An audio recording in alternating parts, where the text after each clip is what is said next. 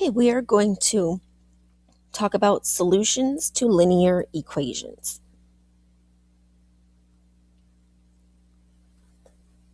So we've been talking about functions, and functions can be represented by a small set of points, points plotted on a graph, but they can also be represented as lines. So here you have some pictures of different lines that using your vertical line test you would see are functions. Okay. Another piece of information to remember as we go through today's lesson is that lines are made up of many ordered pairs and are represented by an equation. So what's happening anytime you have a line, that means that there are so many ordered pairs that those little points connect to each other and create lines. We've got tons of little ordered pairs that together make up the lines. Okay, it's like an infinite amount of ordered pairs. So instead of a few scattered on your graph, you have so many ordered pairs that they connect and create lines. There's one particular type of line that we're actually going to be talking about in this lesson. And that's a type of line that's made by an equation that creates a straight line. So we're looking at straight lines today, and equations that create straight lines are called linear equations. The word linear comes from the word line. So it's an equation that creates a line. And we're talking about straight lines.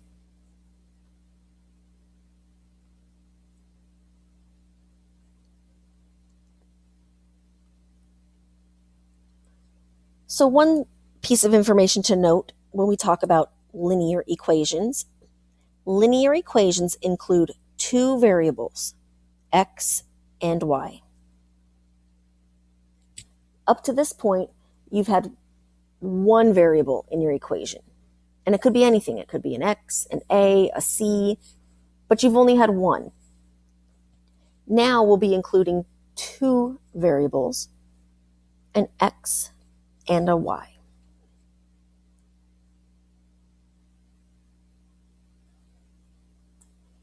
Second piece of information you need to know: the solutions to linear equations are written as ordered pairs. So when we talk about solutions, we're talking about ordered pairs. Because if you think about it, if my variable has an x and a y, think about ordered pairs. What's the first number of the ordered pair represent? What does the second number in the ordered pair represent? The x and the y. And we'll see how those work in just a minute.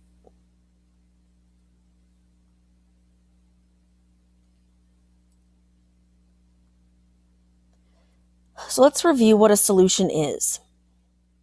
The solutions to equations are numbers that when the variable is replaced, the equation remains true. We're going to review what that looks like as well. But something to remember, the solution is what number is going to make my equation true.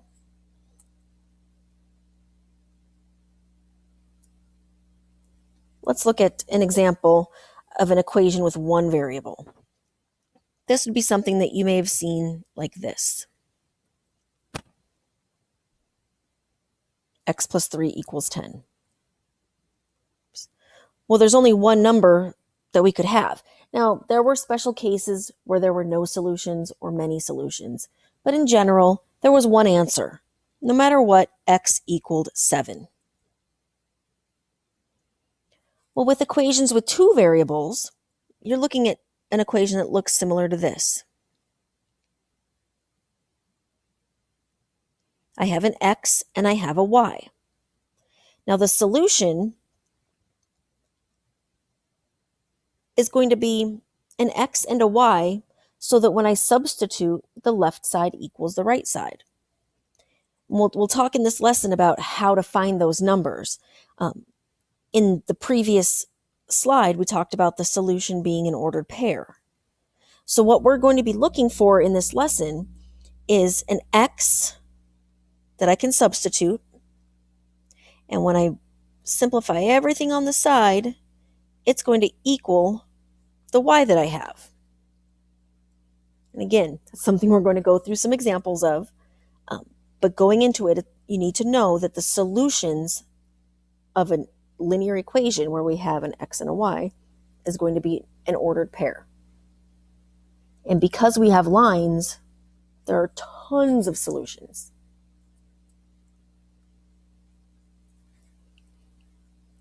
Now, before we start finding solutions, we're going to take it step by step. Determine if the ordered pair 3, 14 is a solution to the equation. So that's the first thing we're going to look at. Is this ordered pair a solution? I'm going to run you through the steps, and then we'll actually decide if it is a solution. So step 1, substitute the given x and y into the equation. Okay, so the first thing we'll do is take the x that we're given, substitute it. Take the y that we're given, substitute it. Okay, you're not going to do that yet. We're just running through the steps. So that's the first thing we'll do. Second thing we're going to do is simplify each side.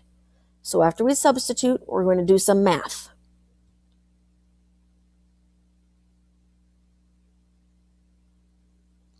And then finally, after we do the math, we're going to see, does the left side equal the right side?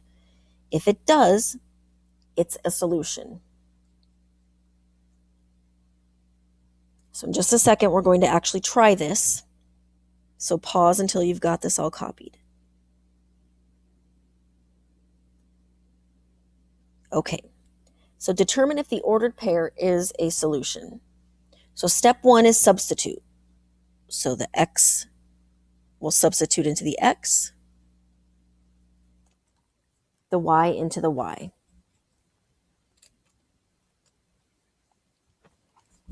So I'll rewrite my equation. 14 equals 2 times 3 plus 7. I'll use parentheses when I substitute for that x, just because once things have negatives involved, and to me it's just, I like to stay consistent, and you'll see me put parentheses, but you could have used the little multiplication dot too. So step 2, so 1 was substitute, 2 is simplify. Nothing to do on the left, but on the right, I get 6 plus 7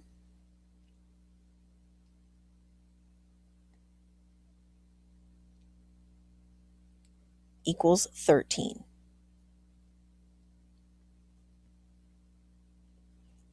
Does 14 equal 13? No, it does not.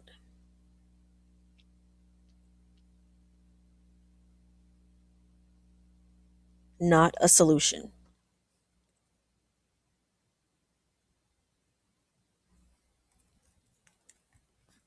So once you've substituted and simplified, if it's a solution, that means that the equation comes true. My left side does not equal my right side. It is not a solution. If I drew the line y equals 2x plus 7, that ordered pair would not be on it.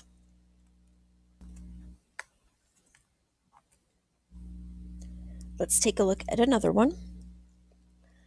Determine if the ordered pair -1, -7 is a solution to the equation. So step 1 is going to be to substitute. -1 in for the x, -7 for the y. The other thing I would do is I would complete my add the opposite. You can do that at the same time that you substitute, or you can do them one step at a time. It's up to you. But don't forget, we're adding the opposite on our equation here. Make life a little easier. Now we simplify. Nothing to do on the left, but on the right, I can multiply here. I get -4 plus -3. Add those together, and I get -7. Those do equal each other. The ordered pair -1, -7 does make my equation true. So yes, it is a solution. So this is kind of like checking your answer. When you solved one-step equations, you could always substitute your answer into the original and see if you were right. This is all we're doing, is we're just checking ordered pairs. Does this ordered pair work? Does it make the left side equal the right side? It's like a guess, or like a checking your answer.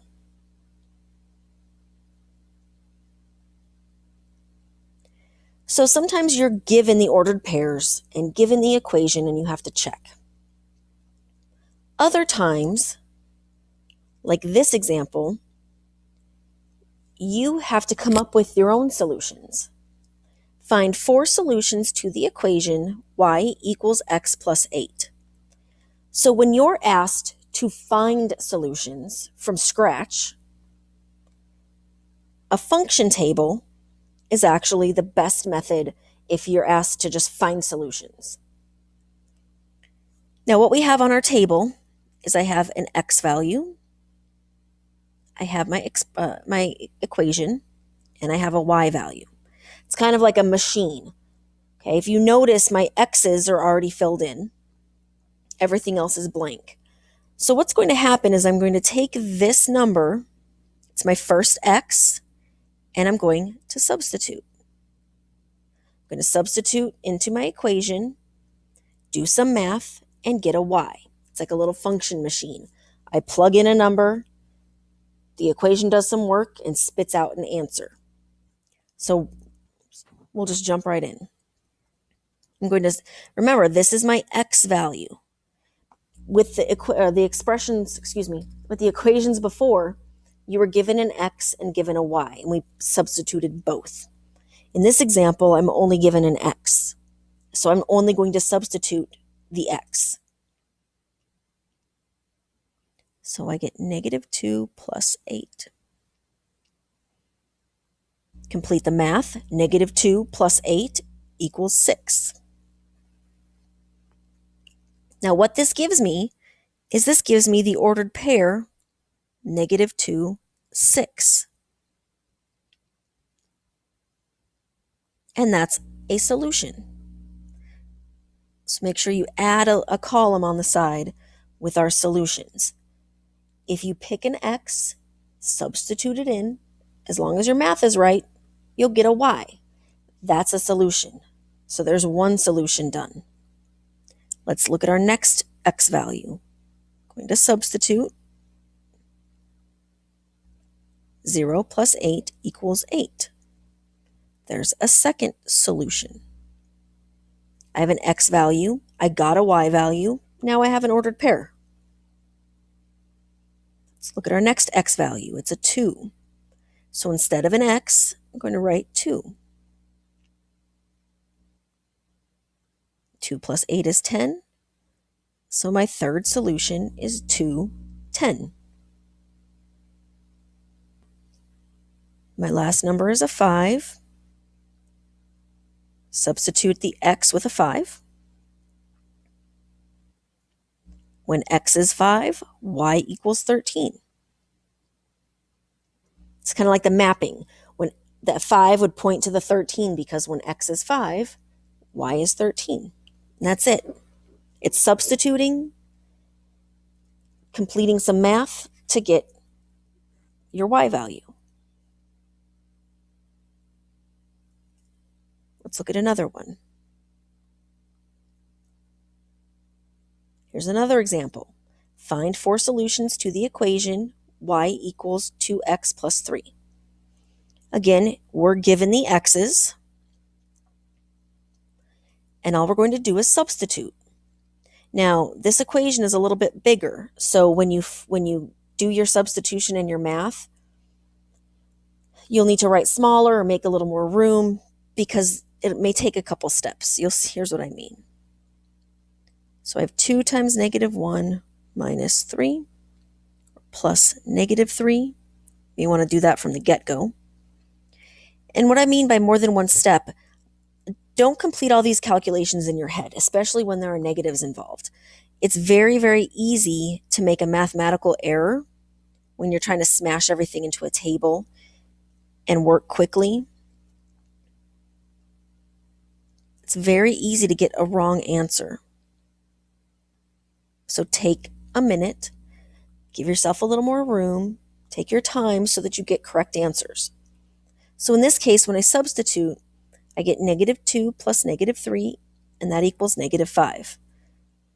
So my solution is -1, -5. Let's look at our next number, 0. 2 times 0 plus -3. I get 0 plus -3. So y is -3.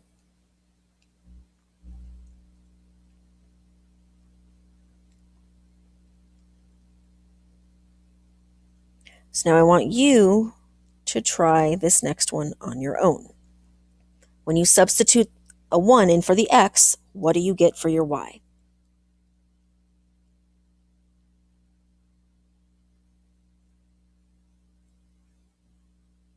Okay, let's check your answer.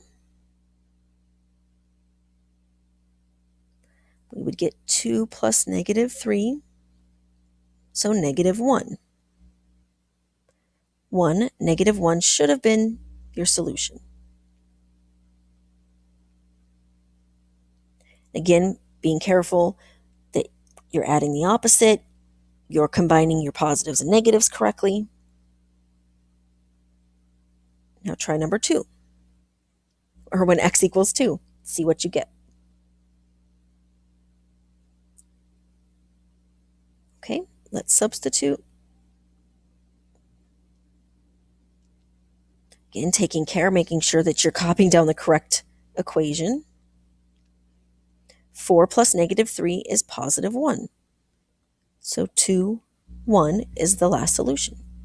Now there are many, many, many more solutions. I could pick all different kinds of x's. I could have decimals, big crazy numbers, really small numbers. There are an infinite number of solutions we could have here. I wanted you to have 4, and I wanted those 4 to have these x values. Sometimes you're given the x values in particular. Other times you're not given anything but the equation. Let's take a look at that. With this example, you're given the equation, but you're not given any other information, and you're still asked to find 4 solutions. What's nice about this is you get to pick whatever x's you want. Okay, this has more into your own control. Okay, for example, if I look at my equation right here, I have a negative times my x. So maybe you look at that and go, ooh, I'm just going to pick positive x's because then I don't have to worry about multiplying positives and negatives or anything, negative times negative, that's crazy. So maybe your strategy will be you want to pick positive x's because having a negative and a negative there makes you a little nervous. Or maybe you look at this and go, well, a negative times a negative is positive. And if I have a positive number, adding 1 is easy. So I'm going to pick negative x's because a negative x will get me positive answers. So you can go strategic like that and choose your x's that way. Or you can just say, I'm just going to pick 1, 2, 3, 4. Or I'm just going to pick -1, -2, -3, -4. Or I want to pick 10, 20, 30, 40. Whatever you want. You can pick your favorite numbers, random numbers. I always tended to pick 0, 1, 2, 3 because I liked things in order, but you can pick whatever you want. So we'll get a mix of some different types of numbers. Let's take a negative. We'll start with -1. I'll have you pick my numbers, and then at the end you can pick your own. So with a -1, So I have negative 4 times negative 1 plus 1. Negative 4 times negative 1 is positive 4. And I get y equals 5. And this is what I was talking about, where if you pick a negative number, this first part is going to end up positive, and then adding 1 is very easy. And let's include our solutions. Now, one number I used to always pick when I did tables was 0. Always picked a 0, because that made things really simple when you were solving. Anything times 0 is always 0. So I always knew that was a slam dunk, easy math. Now let's pick a positive number, 1. It's nice and small. And I get negative 4 times 1 plus 1. That gives me negative 4 plus 1. Now I have a negative, adding 1. Don't forget your integer rules. I get negative 3. Now you go ahead and pick any x that you want, complete the math, and get your y.